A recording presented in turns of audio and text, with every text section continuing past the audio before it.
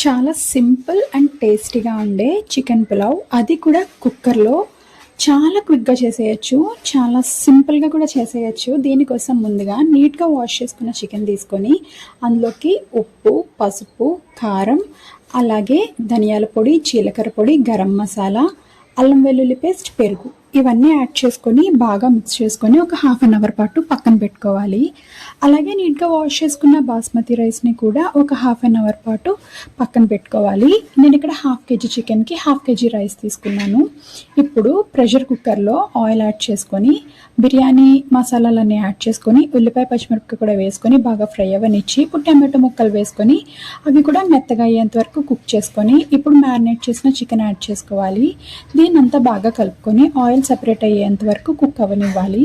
ఇప్పుడు దీంట్లో మనం నానబెట్టుకున్న రైస్ని యాడ్ చేసుకొని కొత్తిమీర, పుదీనా, అలాగే నెయ్యి కూడా యాడ్ చేసుకోవాలి. ఇప్పుడు దీంట్లో గ్లాస్ రైస్కి 2 గ్లాసుల వాటర్ యాడ్ చేసుకొని అంతా బాగా మిక్స్ చేసుకొని మూత పెట్టేసుకోవాలి. సాల్ట్ మాత్రం ఖచ్చితంగా చెక్ చేసుకోండి. ఇప్పుడు హై ఫ్లేమ్లో 2 విజిల్స్ రానిస్తే సరిపోతుంది. యమ్మీ యమ్మీ చికెన్ బిర్యానీ రెడీ అయిపోతుంది. టేస్ట్ అయితే చాలా బాగుంటుంది. ఒకసారి ట్రై చేసి చూడండి. వీడియో నచ్చితే లైక్ ఇవ్వడం మర్చిపోవద్దు.